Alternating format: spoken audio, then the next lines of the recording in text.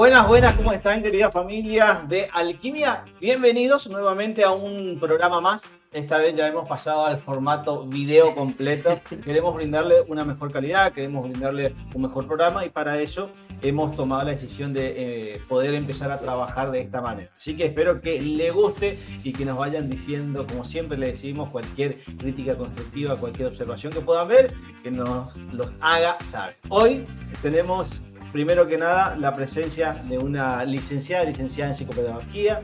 Ella es de Córdoba capital, está acá en el Calafate hace 8 años. Es empresaria, cofundadora de un centro importante que ayuda a niños con capacidades diferentes. Hace poco también empezó a intervenir, empezó a incursionar en lo que sería en el ámbito digital. Ya tiene un podcast que se llama Meli Rojo Podcast, así que si lo quieren buscar después seguramente lo vamos a estar dejando ahí abajito. Pero antes le voy a presentar a mi compañero, al señor José Luis Montaño. José, querido, ¿cómo estás? ¿Cómo estás, querido? Bien, ¿Estás? contento con la presencia. Y ahí le damos la bienvenida a la señora Melissa Rojo. Buenas tardes, chicos. ¿Cómo está Meli? Gracias por la invitación. Señora no, ¿eh? No, señora. Fuerte ya empezó. Empezando a poner límites desde el inicio.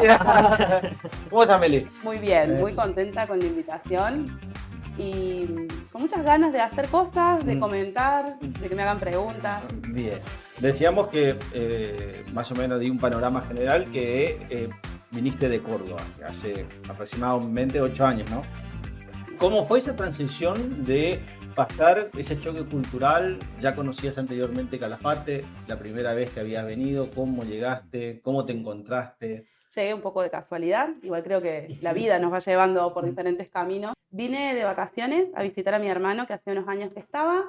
Veníamos inicialmente con mi mamá y mi pequeño, que en ese momento tenía 1 año y medio, a pasear, a desconectarnos un poco de la ciudad. Y me sentí pero tan cómoda que ese mes se transformó en 2, 3, y yo empecé a pensar en la posibilidad de quedarme. Acá ya estaba también mi papá. Justo él nos alquiló un departamento para que estemos cómodos y yo ya un poco me visualizaba acá. Decía, esto está bueno, me parece que hay naturaleza, no hay inseguridad. Mi hijo estaba feliz con todo lo que le ofrecía este lugar y yo me sentía muy tranquila. Así que bueno, pensando y buscando alternativas, decía, bueno, vengo cada tanto y finalmente hablé por teléfono, renuncié al trabajo que tenía y empecé de cero, con la ayuda de la familia, pero comprando algunos muebles usados. Me ayudó mucho mi familia en ese momento. Digo, yo no tenía un ingreso fijo, entonces mi papá, mi hermano, mi mamá se volvió a Córdoba sola, nosotras allá vivíamos juntas. Bueno, fue un cambio importante de tener una casa con 3 personas a de pronto ella se encontró con ese silencio. Claro. Y bueno, yo empecé mi camino acá. Si nosotros, por ejemplo, queremos describir a Melissa Rojo, ¿quién es, fuera de la licenciatura, fuera del título, quién es Melissa Rojo?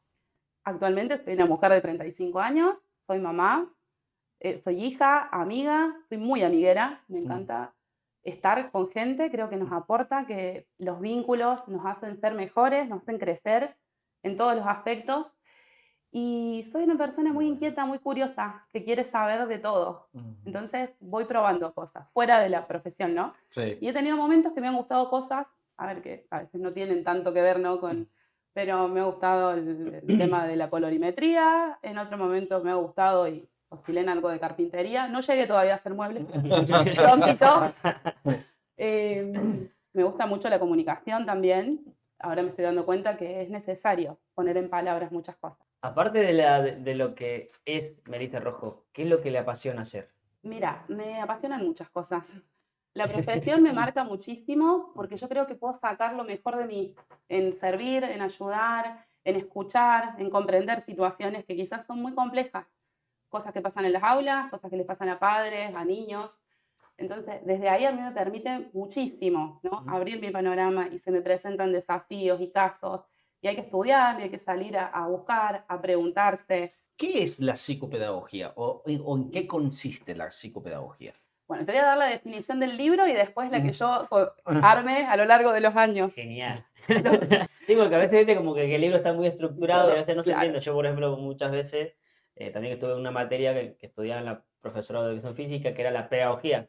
O sea, y en el libro estaba escrito bien, pero, o sea, muy estructurado, muy lindo, todo bueno. Pero a veces yo no entendía algunas palabras, tenía que desglosarlas para poder entender yo, ¿viste? Desde mi Claro. perspectiva. Y está bueno también que nos la hagas saber de ambos, de Sí. diferentes puntos de vista, por ejemplo. Bueno, cuando empezamos a estudiar psicopedagogía, muchos autores cuentan que la psicopedagogía es una disciplina en la que se entrecruzan muchos saberes de la psicología, de la pedagogía, de la didáctica, la filosofía, y que acompañan al ser humano a lo largo de toda su vida, ¿no? Se trabaja las situaciones de aprendizaje a lo largo de su vida con todo lo que eso conlleva. Se puede hacer diagnóstico, tratamiento, se puede hacer orientación vocacional ocupacional, hay un campo laboral que se puede explorar, hay colegas que hacen orientación. Bueno, en cuanto a lo laboral, hacen selección de personal, se trabaja con empresas. Después hay una parte de psicopedagogía forense, que también se está trabajando con el área de criminalística. Yo trabajo en clínica, que es atención en consultorio 1 a 1. Pero en definitiva, la psicopedagogía es una disciplina que acompaña a las personas en su aprendizaje. Uno a veces lo tiene muy asociado al aprendizaje a la escuela, ¿no? Porque es donde pasamos muchos años. Sí. Pero el aprendizaje es desde que nacemos. Nosotros aprendemos a comer, aprendemos a caminar, aprendemos a vestirnos, aprendemos después a desenvolvernos solos en la calle. Digo, fuera de lo académico, hay muchas cuestiones de lo social que uno les va aprendiendo a medida que les va transitando. En la ciudad uno tiene que aprender a tomarse un colectivo, aprender a iniciar una conversación con alguien, ¿no? De adultos pensemos otras situaciones. Hacer un trámite, llenar un formulario, después, no sé, quizás iniciar una carrera universitaria, ¿no? Cambiar de trabajo. Bueno, situaciones que se van dando. Y en cuanto a los adultos mayores, se trabaja mucho con estimulación cognitiva, porque hay funciones que se van perdiendo con la edad, ¿no? La memoria, la atención, y sobre todo cuando no estimulamos esto. Y uno deja, en ciertos momentos de la vida, deja de escribir, de leer, de hacer cálculos, por la vida, ¿no? Porque uno está atravesado de actividades, entonces es importante volver a esto.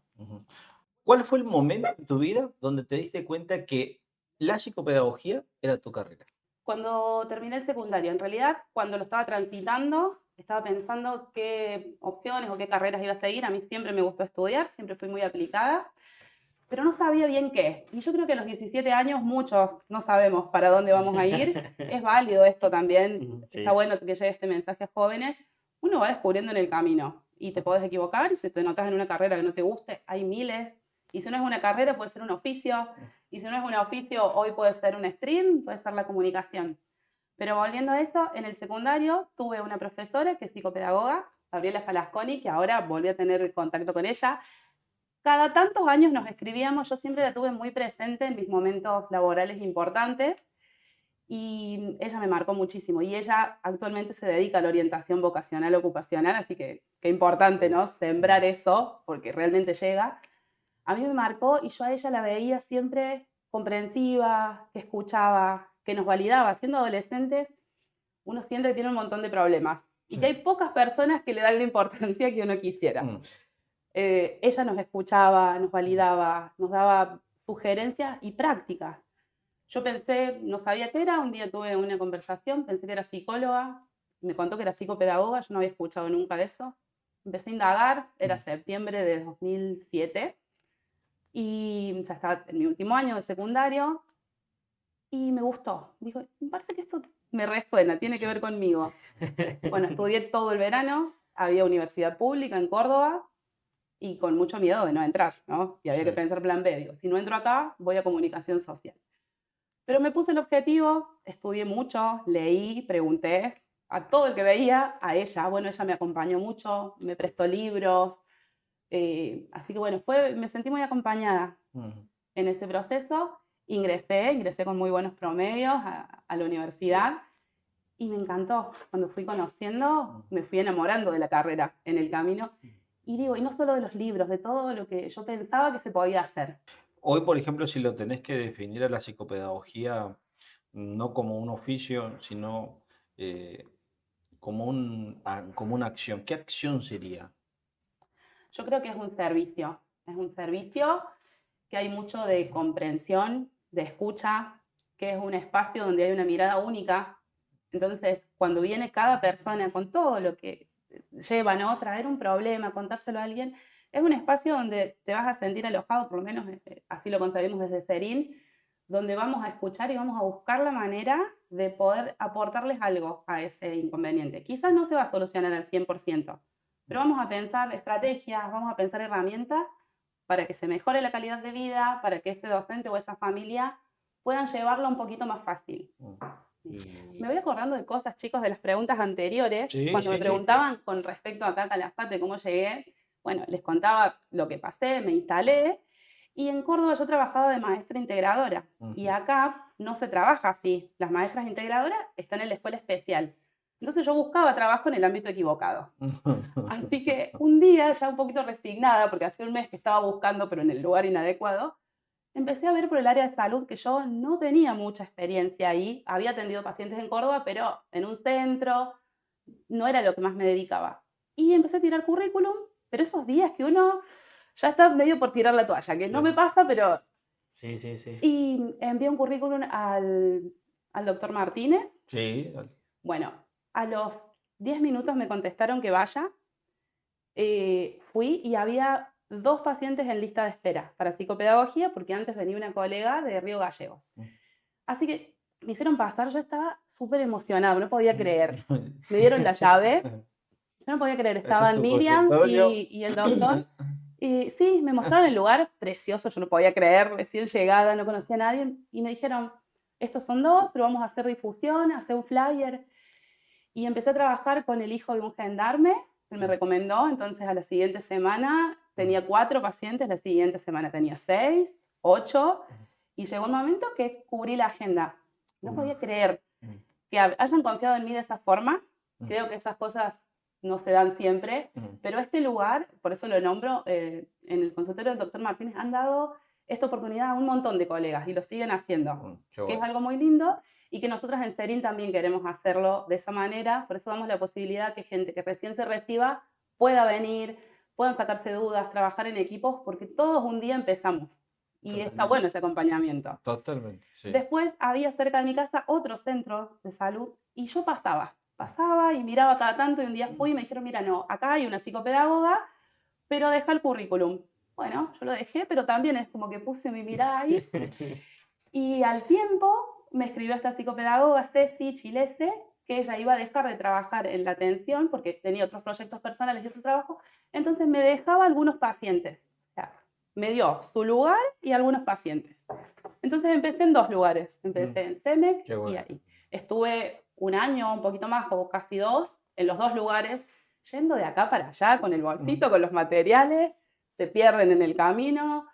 Y a la vez también hacía un taller de memoria en el centro de jubilados, 2 veces por semana. Todo a pie. No, yo me recorría todo. A mí me encanta. Siempre me gustó la profesión. Y yo sentía que aportaba. Digo, en el camino uno va aprendiendo cosas. Obviamente tuve errores, los sigo teniendo, pero siempre con muchas ganas.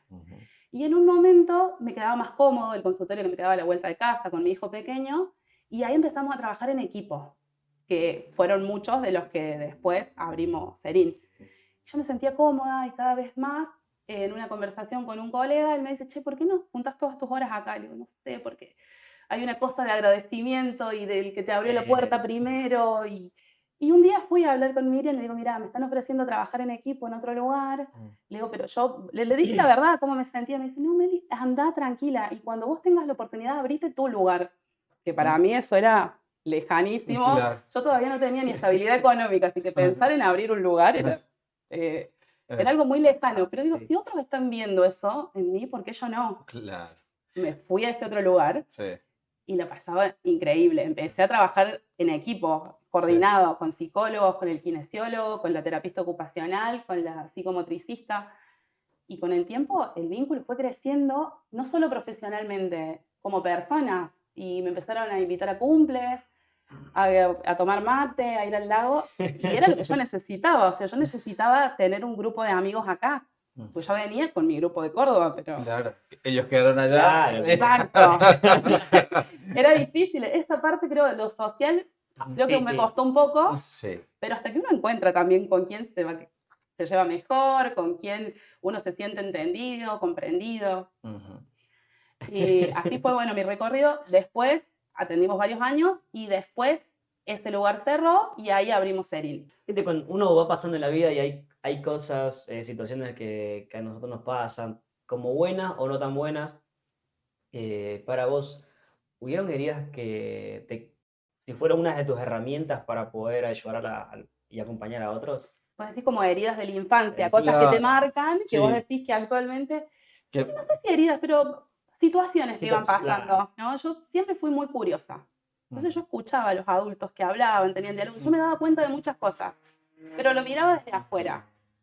Y me pasaba en reuniones o cuando iba a la escuela, que escuchaba que hablaban doceños, cuando estaba en la calle y hablaban. Y yo comprendía muchas más cosas de las que decía. Ujú, Y me daba cuenta que los adultos muchas veces no miran a los niños y no prestan atención a esto. ujú, Entonces, cuando fui creciendo, yo lo que quería hacer es esto, darles la oportunidad de una mirada, de una escucha, pero atenta, ¿no? Y a la singularidad de todo lo que iba pasando.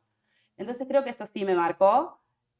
Yo los mataba a preguntas a mis padres pobres de todo, desde la religión, desde el origen del mundo, y claro, a ellos ya se les iba acabando un poco las respuestas por esto, porque yo era muy curiosa y ujú. quería saber de todo un Sí. poco.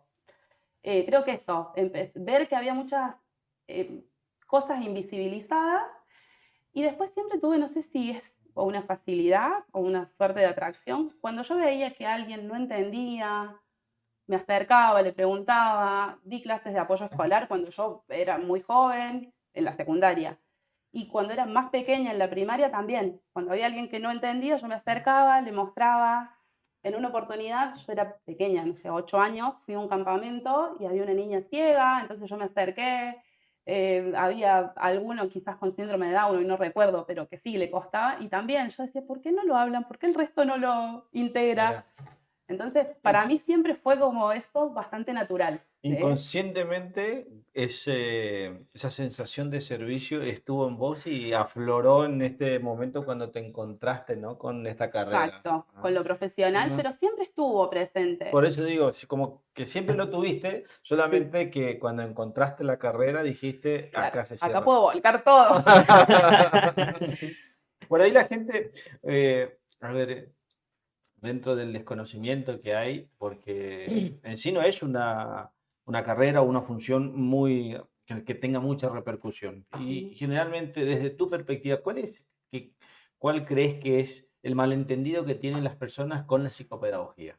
Hay varios mitos. Ujú, Uno de los mitos son que los psicopedagogas trabajamos solo con niños, que ujú, les comentaba yo que se trabaja ujú, con las personas a lo largo de toda su Las vida. distintas etapas. Claro, cada profesional va eligiendo con qué grupo etario, porque también está bueno segmentar y Sí, quizás especializarse en una formarse etapa o poder en ayudar. una área específica para poder brindar más, ¿no? Porque uno si tuviera que estudiar todo desde el nacimiento hasta la vejez es complejo. ujú, Otro de los mitos es que solo hacemos apoyo escolar, que solo ayudamos a los chicos con...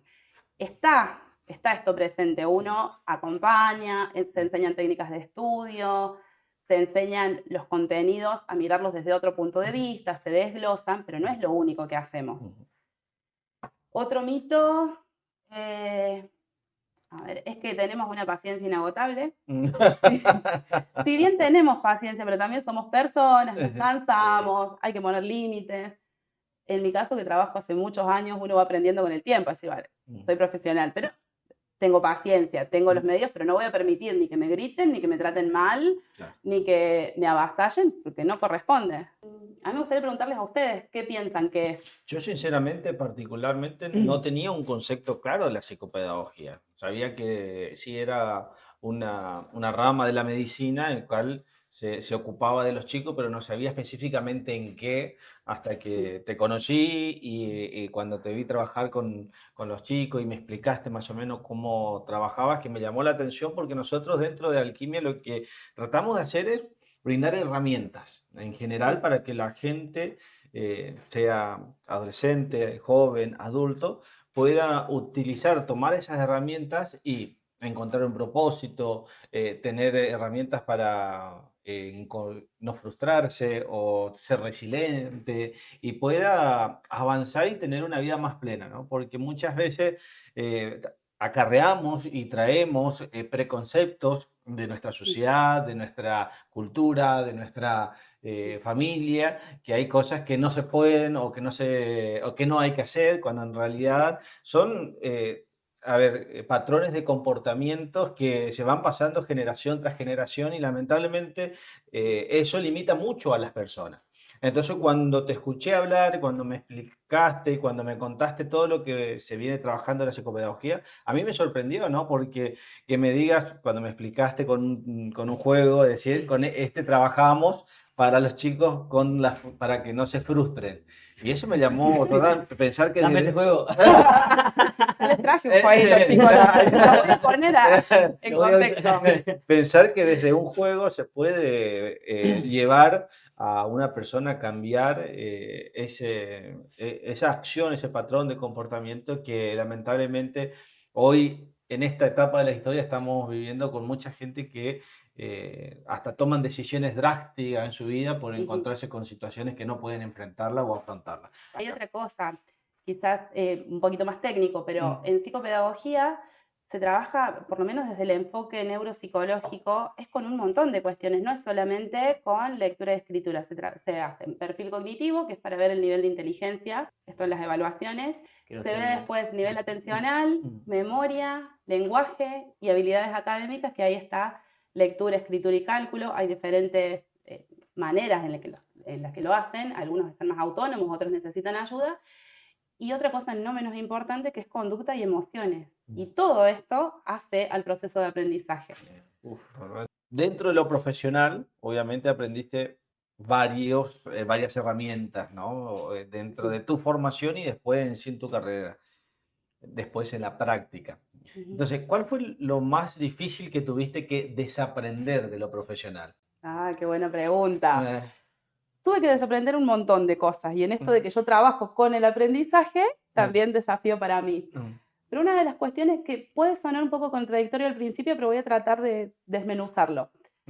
Yo creo que es muy importante la formación académica, la formación teórica, que hay que estudiar, que hay que leer, pero que no hay que quedarse solo con eso. Que la práctica también ayuda, que hay cuestiones que son intuitivas, que hay que buscar herramientas prácticas. A ver, los libros son hermosos, yo se los digo a los papás. Yo les puedo recomendar libros, pero tienen listas de tareas con cosas para hacer. A mí me gusta pensar en situaciones prácticas, por ejemplo, un problema de conducta, que es bastante habitual que suceda asociado al aprendizaje. Bueno, primero que están diciendo algo cuando hay un problema de conducta, hay algo que se está queriendo decir y no se está encontrando la vía adecuada. Entonces, primero empezar a observar qué pasa y después hay mecanismos para regular la conducta, entonces probar. Quizás puede ser algo de recompensa, una economía de fichas, ya les voy a explicar qué es. Pueden ser ponerles objetivos, ponerles premios, empezar a no marcar tanto el error, sino marcar lo que hacen bien. Entonces desde ahí, desde que uno cambia la mirada, por supuesto que los niños cambian. Algo que dijiste y que, bueno, dentro de todo esto que nos estás explicando, que es importante que nosotros también compartimos, que primero la motivación, tratar de autorrecompensarte, si es que no tenés a nadie que te recompense, autorrecompensarte. Después también hablas de pasar a la acción. De pasar a la acción, porque hay muchas personas que se centran en el aprendo y nunca pasan a la acción. Y hay otras personas que al revés, pasan a la acción y no quieren aprender. Hay algo muy común que sucede en las escuelas, que es cuando tienen comportamientos inadecuados, se manda la nota por cuaderno comunicado, que es lo que corresponde, y dice, dialogue con su hijo, hable con su hijo. Y en realidad la mayoría de las veces ellos comprenden lo que están haciendo, no lo están pudiendo regular. Entonces, hablando de esto de desaprender, tuve que desaprender que no todo tiene una respuesta teórica, que yo también me tengo que ir, no sé, transformando para ayudar al resto y poder dar lo mejor de mí, y que no hay una solución que sea eterna y que funcione para todos igual. Exactamente, nosotros lo que te digo, que no todas las herramientas se usan para todas las personas. No, se usan quizás va a haber el mismo problema, pero vos le das la misma herramienta, a una familia le va a funcionar, a la otra no. Exactamente. Quizás algunos van a estar felices con eso que uno les dice y a otros les va a parecer, claro, como que no, está fuera de mis valores, fuera de mi familia.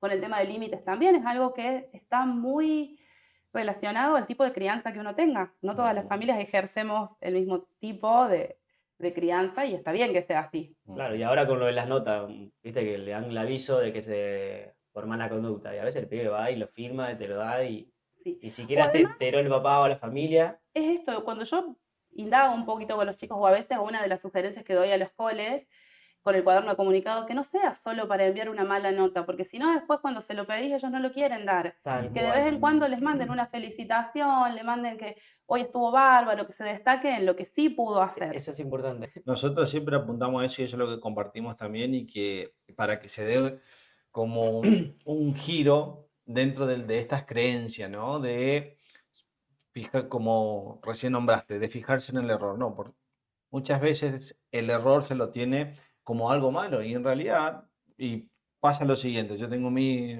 hija que está afrontando ciertos retos que está haciendo y por ahí le agarra ese temor, dice, y mira si me equivoco, pero yo le trato de transmitir y le digo, si te equivocas es porque estás aprendiendo y estás Claro. haciendo algo. Nadie va a hacer algo bien a la primera. Y segundo, el que no se equivoca es porque no está haciendo nada. Entonces creo que dentro de eso que nosotros tratamos de transmitir dentro de Alquimia es también felicitar, y esto lo dejo, por ejemplo, en la empresa Google, cuando comenzó todo esto, se le premiaba o se le daba un pin que llevaban todos sus empleados donde decía, yo hoy me equivoqué. Porque Parte. estabas trabajando, porque estaba haciendo. El que no se equivoca es porque no estaba haciendo nada. Entonces, Y si no te equivocas, yo creo que estás como en tu zona de confort. claro, siempre tiene que estar en evolución, ¿no? Muy importante, chicos, el error es parte del proceso de aprendizaje, es necesario que esté. Así Pero- como en otros aprendizajes de la vida, cuando aprendemos esto a comer, al principio uno explora los alimentos, los toca, se le caen, escupe, Se después, después aprendemos con cucharas, después con tenedor, después con cuchillo. Bueno, así con todos los órdenes de la vida. Claro, y tratar de transmitir, en este caso, a los padres o a los jóvenes, los adultos mayores que hoy tienen que desaprender eso, de que el error no es algo condenatorio, sino que hay que ver que es parte del proceso de crecimiento. Sí. Y que cambien esa forma de, porque lamentablemente hoy si vas a una escuela, a un colegio secundario y haces una pregunta, tal vez la más sencilla, pero los chicos tienen miedo de levantar la mano y de dar una respuesta por el hecho de equivocarse, porque todos se burlan, porque el maestro tal vez dentro también de ese falso conocimiento lo condena, que te equivocaste, mala nota, y muchas veces hay que, está bien, se equivocó, hay que volver a enseñarle, pero también felicitarle por la valentía que tuvo de poder agarrar y animarse a dar esa respuesta. Una de las cosas que les tengo prohibido hacer a mis pacientes es decir, no me sale y no puedo. El Qué resto hermoso. se trabaja, pero no me sale y no puedo, en mi espacio no. Se intenta, se busca, explico, buscamos herramientas, buscamos un dibujo, buscamos un video, buscamos un juego, pero hay que intentarlo en el camino. Y con otras colegas que hemos hecho varios proyectos, que ya les voy a comentar siempre, decíamos con miedo, pero hay que hacerlo. Ujú. El que no se mueve no va a lograr resultados, ¿no? Creo que en diferentes ámbitos debe pasar esto. Perfecto, mira, me viene al pie esa palabra, porque dentro de ese probar, iniciaste, por así decirlo, esta oportunidad que se te abrió de comenzar un centro, que era algo nuevo y Sí. donde hoy sos una cofundadora de un centro que ya lleva aproximadamente 5 años, ¿no? Sí, Ujú. Serine creo que es uno de ¿Querés los contarnos? proyectos más lindos que tengo en mi vida. Espero tener muchos más, ¿no? A lo largo de los años, pero actualmente, y es muy importante, esto yo no lo puedo dejar de decir, el acompañamiento. El acompañamiento, el confiar en los otros. Cuando fundamos Serin, mi hijo era muy pequeñito y yo no estaba muy bien económicamente. Yo era la que peor estaba, creo, de todo el equipo. Y cuando había que, bueno, encontramos un lugar para alquilar, bueno, con la pandemia cerró uno de los consultorios en los que estábamos. Empezamos a buscar lugares, nos asociamos 5.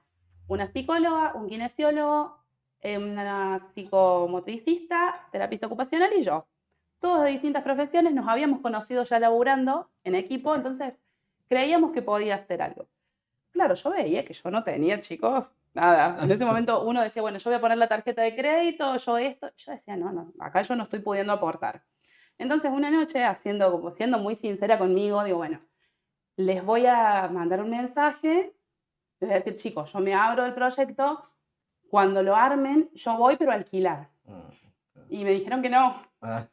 Eso a mí me emocionó muchísimo, pero digo, no es solo poner plata por el otro, a ver, vos sos parte del proyecto, no importa, después pones lo tuyo, pero digo, qué buenas personas que encontré en el camino, qué lindo esto que me está pasando. Y una de las que dijo eso, no, vos no nos abandones, me acuerdo las palabras textuales, fue Moni, que hoy es una de las cofundadoras de Serie. Y fue muy importante para mí eso. Después devolví en cuotas, que devolví todo el dinero. Pero digo, qué importante esto, porque a veces uno piensa que uno puede aportar solo desde lo material. Y hay un montón de otras cosas que podemos poner. Bueno, Ay, me emocioné. No, es que obviamente que son las fibras más sensibles que a uno le toca cuando tenés personas que, como bien lo dijiste, confíen en uno. Sí. Dos colegas el año pasado abrieron sus propios centros, también estas cuestiones de la vida, seguimos siendo amigos todos, nos llevamos bien y también digo, eso para mí es muy importante, mantener los vínculos a lo largo del tiempo, por más que no estemos en el mismo lugar. Yo encontré amigos, encontré colegas, encontré gente que me entiende, que le puedo escribir un mensaje a la madrugada. He tenido temas personales complejos y me sentí súper acompañada. En un momento no podía ir, la verdad que no podía atender. Y una de mis colegas me dice, Meli, este lugar es tuyo, vos te venís, te sentás, lees un libro, pasa el tiempo, pero salí de tu casa. Y digo que también, qué importante es eso. Si necesitas llorar, estamos. Cuando te sientas preparada, volvé con los pacientes. Y también, creo que lindo este acompañamiento. Totalmente. Hacia uno, porque a nosotros también nos pasan un montón de cosas, que a veces obviamente uno no las socializa. Sí, totalmente. No todo el tiempo vamos a estar motivados, emocionados y con nos ganas pasan de... cosas. Sí, Pero totalmente. yo creo que hay que seguir haciendo, porque nos van a pasar cosas siempre. Exactamente. Vamos a tener nacimientos, muertes, mudanzas, transformaciones, y hay que seguir. Que a mí me interesa mucho si hay comportamientos repetitivos en las personas, en sus pacientes, ¿qué comportamientos son los que más se repiten? Se está viendo mucho, yo creo que una colega lo dijo en los Reels, se está viendo mucho en discapacidad, trastornos del espectro autista. Entonces, cada vez más. Yo creo que ahora se diagnostica cada vez a menor edad, entonces por eso es que se ve más en la sociedad. Y ellos tienen muchos problemas para vincularse, para relacionarse, para seguir reglas. Entonces, cuando inician generalmente en una guardería o en un jardín, el que no puede estar en la ronda, el que, no sé, es más disruptivo, es el que llama la atención, que generalmente es derivado hacia los espacios terapéuticos. Por otro lado, en cuanto al aprendizaje, también se repite mucho esto de no escribe, no copia, no para de moverse, no puede seguir una consigna, molesta a los compañeros. Sí, después hay otros chicos que, por ejemplo, están en el aula, no hacen ningún tipo de disturbio ni de problemas, pero no aprenden. Entonces copian del pizarrón, pero no saben leer todavía. Entonces yo les digo que eso es como estar copiando algo en chino, que uno lo puede hacer hermoso, pero no estás entendiendo. Entonces eso también, porque digo, el proceso de lectura y de escritura es muy complejo. Tiene muchas aristas para que uno las analice. Hablabas con respecto a que te toca situaciones difíciles de llevar con tus pacientes y en esas situaciones difíciles obviamente las emociones también te juegan muchas veces una mala pasada o puede ser que uno acumula y después no puede como canalizar. Particularmente vos, ¿cómo llevas esa parte, ¿no? De canalizar esas emociones que por ahí se acumulan durante toda la semana o con este paciente? ¿Y cómo haces para después poder volver a tu eje y salir de vuelta al trabajo? Estoy aprendiendo con los años. De todas maneras, hay situaciones todavía que me movilizan, pero hago terapia. Me parece muy importante el autocuidado. Tengo una red de amigos y de familia que me bancan, que me ayudan, que me escuchan, y cuando me ven un poco pasada, me lo dicen. Entonces está bueno. Y hay casos que sí, la verdad es que movilizan. Muchas veces volví angustiada a mi casa pensando, a ver, ¿cómo ayudo acá? ¿Qué hago acá? Nunca es una opción rendirme. Yo busco, pregunto, superviso. Hay casos que son muy complejos, entonces sí hay que supervisarlos. No necesariamente, yo aprendí con los años que a veces no necesariamente con otra psicopedagoga, pero puede ser con otra terapeuta que nos resuene, que en este caso va a poder aportarnos herramientas. Entonces yo a veces también con mis propias colegas, hace poco yo atiendo en Chaltén también. Y hace poco me tocó atender a un pequeño de 20 meses. Yo no tengo tanta experiencia. Entonces hablé con la psicomotricista, digo, mira, tengo que evaluar un bebé, yo algunas cosas las sé, le mostré que, pero ella me dio algunas otras herramientas. Hablé también con un amigo que es kinesiólogo, él también me orientó. Entonces digo, bueno, esto ya me sirve muchísimo. Obviamente la segunda vez que fui, ya fui mucho más segura, pero esto es importante preguntar. Pero, con eso está bueno diagnosticar ya a pibes de pequeña edad, entre 1 a 5 años, Mira, en psicopedagogía o hay una depende de frase la situación. que es muy común que dicen que en la infancia los diagnósticos se escriben con lápiz. ¿Por qué? Porque pueden ir variando a lo largo del tiempo. Hay muchas cuestiones del neurodesarrollo que uno puede ya alertar en los primeros años que algo está sucediendo, que algo no está de acuerdo a los hitos del desarrollo. Por ejemplo, un niño de 4 años que no habla. Entonces, hay que ver, porque puede ser, por un lado, puede ser un mutismo selectivo o puede ser un trastorno del lenguaje. Entonces, se tiene que ir acompañando. Cada profesional en su área va a ver si da el diagnóstico o no. En mi caso, yo puedo dificultades específicas del aprendizaje, DEAS se llaman, que ahí incluye dislexia, discalculia, disortografía. Estos son exclusivos del aprendizaje.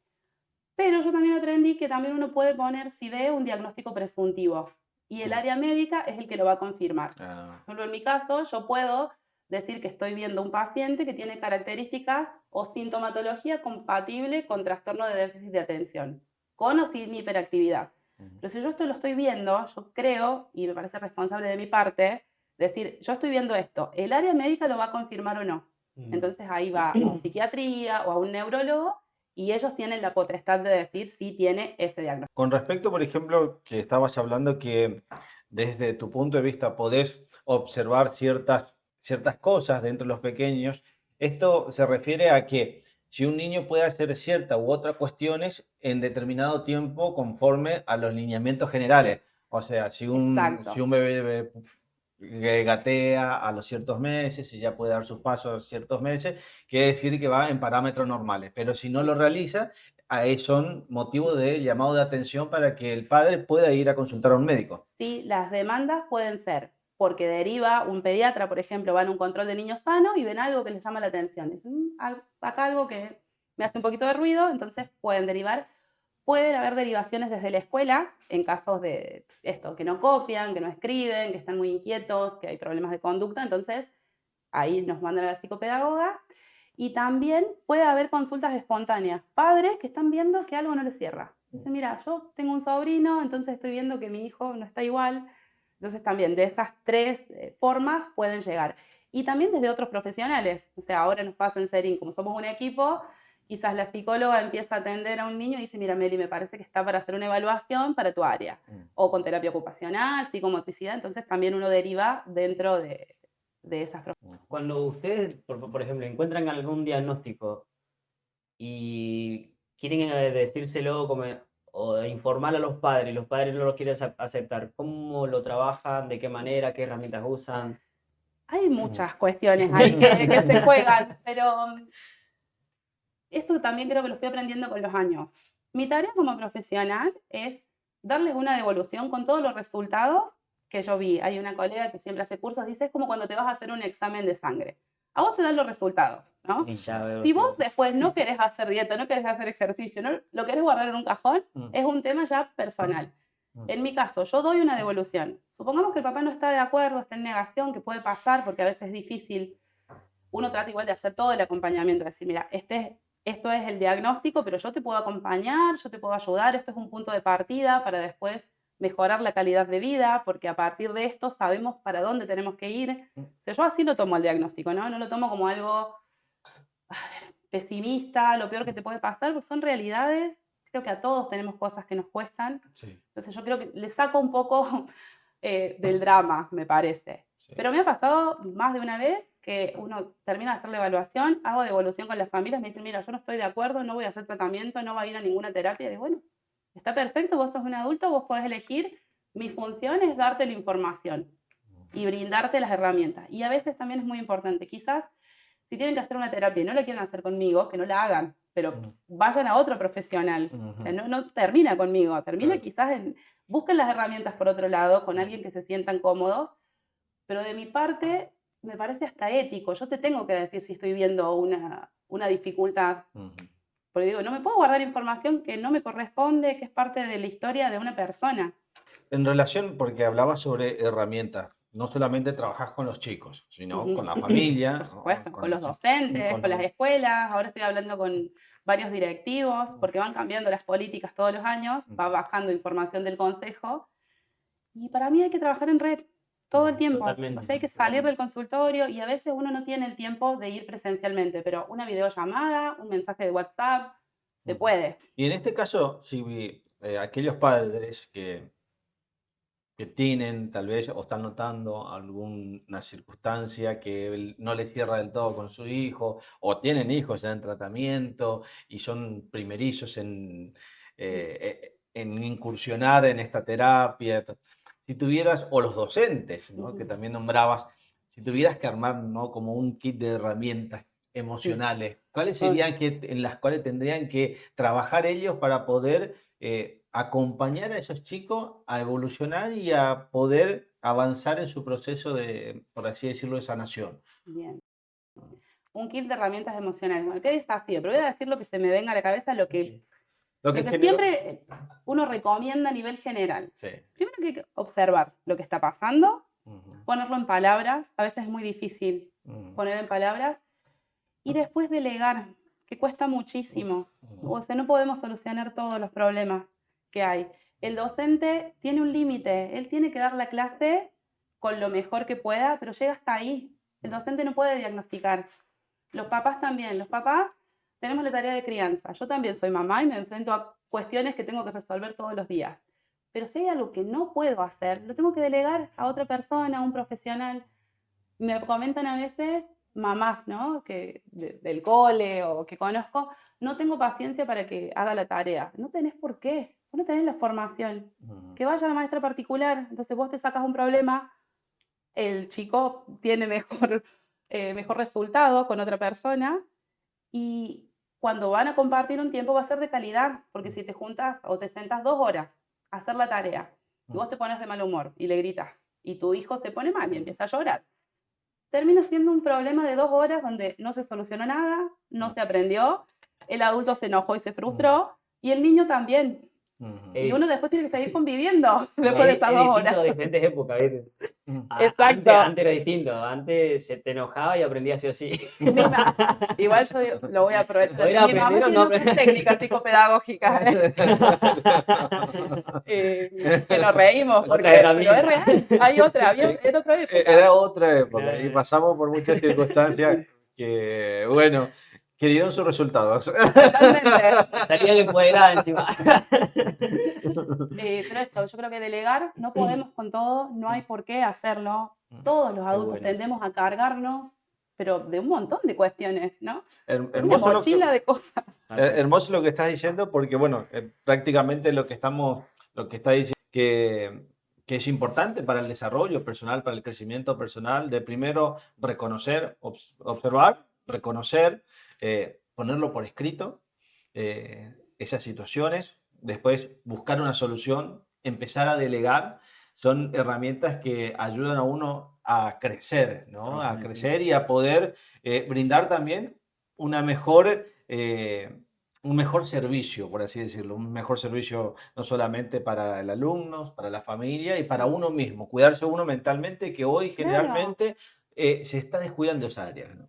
Sí, y yo veo muchas mamás y papás muy cansados, muy agotados. La verdad es que trabajamos mucho, eso es una realidad, y la crianza también es un trabajo que Sí. implica muchas horas y muchas cuestiones. Entonces, si nos cargamos de más problemas de los que debemos, es todavía más complejo.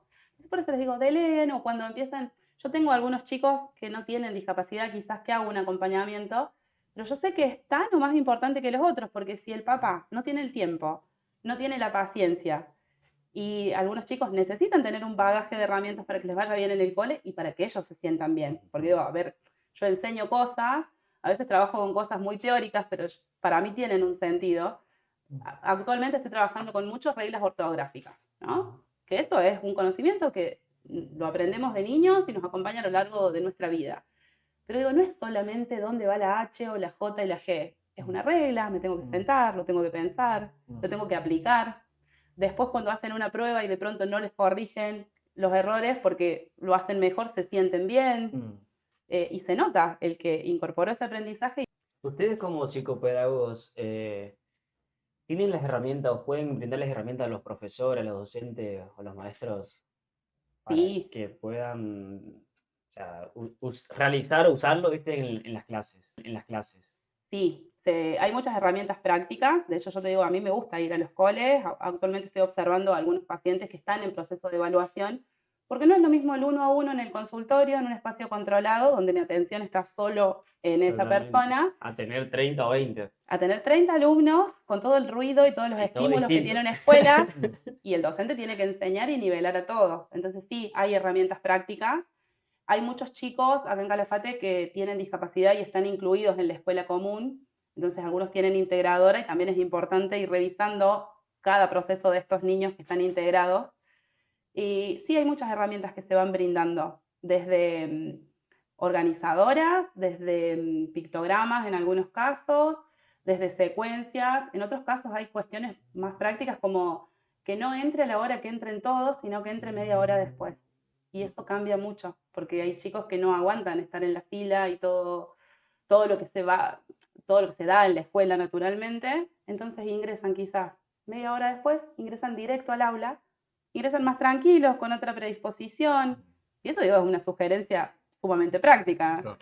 y funciona, ¿no? Hay chicos que quizás no están capacitados para estar con la jornada extendida, entonces bueno, probar de que esté menos horas y con el tiempo ir ampliándolo.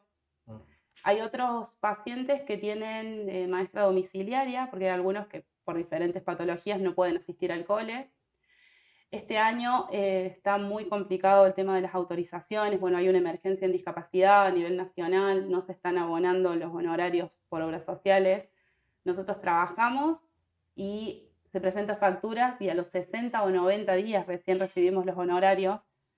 Hay muchas cosas que nosotros, voy a hablar por Serín, las seguimos manteniendo y no hemos cortado terapias por las familias y por los niños, pero es una realidad que uno no puede vivir solo de la vocación. Hablábamos de que, bueno, de toda esta circunstancia, de otros tiempos que estamos viviendo. Hay un tema tan controversial en el mundo, el uso del dispositivo celular en niños. ¿Cómo, cómo, cómo lo ves desde tu punto de vista médico, desde tu punto de vista como madre, desde tu punto de vista como ciudadana? ¿Cuáles son las circunstancias adversas que se generan? ¿Es recomendable? ¿No es recomendable? No, la Organización Mundial de la Salud dice que hasta cierta edad deberían tener pantalla cero, creo que hasta los 2 años. No es algo que ocurre. Hay chicos cada vez más chiquitos conectados a los dispositivos. En el sur se da mucho, también por condiciones climáticas, que uno está más adentro, las pantallas están en todos los lugares presentes. En algunos casos sí es muy necesario limitarlos porque influye en el comportamiento. Yo creo que el contenido que brinda la pantalla es atractivo, nos gusta, hasta los adultos nos gusta, podemos pasarnos horas en una plataforma, Sí. pero tiene que tener un límite. Tiene que tener un límite porque estimula demasiado, sobreestimula. Yo lo que vengo haciendo con varios pacientes es, bueno, el celular ya lo está usando, ¿no? A los papás disminuir de a poco, pero a ver, con cosas reales. Si ve 6 horas de pantalla por día, reducir a 5 horas y media. Cuando reduzca 5 horas y media, reducir un poco más. Pero tampoco, con cuestiones reales, porque si de pronto decimos, no, que tenga solo 1 hora de pantalla por día, sabemos que no va a pasar. Y después, ver la calidad de los contenidos. Entonces, está con la pantalla. Pero bueno, instalemos algo educativo, algo de juegos, algo que lo desafíe intelectualmente. Entonces, lo vengo haciendo así. Hace poco mi hijo tuvo una prueba y también trabajamos con el resumen. Después le mandé unos juegos que los mandamos al grupo de clase y les re gustaron a los chicos. Y es el mismo contenido, pero de una manera lúdica. Entonces, usarlo con un fin. Y después hay algo que lo estoy pensando hace rato, está muy presente las inteligencias artificiales. Yo creo que hay que incorporarlas o hay que mezclarlas con lo educativo y hay que enseñarles a los chicos a usarlas con un fin. Porque, exactamente. sí, porque no se puede decir que no las usen. Yo tengo pacientes que son unos genios con la tecnología. Entonces, bueno, que logren cosas que a ellos les sirvan, que aporten algo también, ¿no?, al mundo, más allá de jugar y que sea solo placentero. Y hay una cuestión muy real que es lo vincular, que yo un poco se los venía diciendo, ¿no?, con esas palabras. Cuando uno es terapeuta, más allá de las herramientas que das y todo, el vínculo es lo clave. A partir de que una persona de cualquier edad o un niño confían en mí y piensan que lo que yo les voy a aportar tiene un valor, hay un intercambio. No es lo mismo que le pregunten a la inteligencia, no sé, ¿cuál es la técnica de estudio? ¿Dónde se usa la H? Si yo le doy un ejemplo, le explico, le señalo, después le mando un cuadernillo y le mando un juego y le pregunto cómo les fue en la prueba. ¿No? Yo creo que cambia. Totalmente. Nos contaste que viniste de Córdoba, comenzaste, por así decirlo, en tus primeros comienzos con una pequeña frustración porque no conseguías un lugar de trabajo, gente confiaron en vos, estuviste en un consultorio, ahora conformaste Serín con otros profesionales y ahora estás incursionando también en el ámbito digital, en Meli Rojo Podcast. ¿Cómo estás viviendo esta nueva etapa? ¿Cómo lo sentís? ¿Cómo te ves? Muy nuevo y muy lindo. La verdad es que con Miguel empezamos con las redes de Serín. Y la verdad es que de una entrevista salieron clips increíbles. Es más, hasta con las chicas decíamos cómo la misma pregunta dispara respuestas, ¿no? Y hace 5 años que trabajamos juntas y nos conocemos, hemos hablado de todo, pero cómo la misma pregunta dispara cosas diferentes en cada una. Me sentí muy cómoda con Miguel, vi buenos resultados, entonces, bueno, ¿por qué no armarme algo propio? Yo, la verdad es que no usaba casi Instagram. Hicimos la entrevista con un ex paciente, con Jere, que, bueno, tuvimos un recorrido muy lindo con él. Van a escuchar en el podcast todo lo que atravesamos con el tiempo. Y recibí muy buenos comentarios, muy buena la retroalimentación de diferentes personas. Me dijeron que les gustó, que fue ameno, que está bueno escuchar cómo alguien se supera, ¿no? Porque también es darle aliento o esperanza a personas que recién están iniciando, que recién se encuentran con un diagnóstico, que tienen hijos muy pequeños, o quizás también a personas que recién están indagando en el ámbito terapéutico, colegas que recién se reciben, porque hay muchísimas formas de llevar a cabo la profesión. A mí me gusta así, de una manera cercana, con palabras simples. A mí me gusta mucho estudiar, ¿no? Yo me estoy formando, ahora me estoy formando en evaluación en adultos, que es un mundo hermoso, pero la verdad es que yo no quiero llenar de tecnicismo. Yo quiero que el que venga a mi consultorio se sienta escuchado, que entienda lo que yo le digo. Yo cuando les doy las devoluciones les explico punto por punto. Después les digo, si tenés alguna duda me llamás y me preguntás. O sea, yo quiero que se vayan con certezas. No, muy lindo. Estoy contenta, estoy con muchas ideas para comentarte, así que seguro haremos. Te hacía esa pregunta en relación a que hoy has pasado ya ¿cuántos años de carrera? 8 años de carrera. Exacto. Si tuvieras que pasar por todo lo que pasaste, ¿cambiarías algo? No, creo que todo... ¿Segura?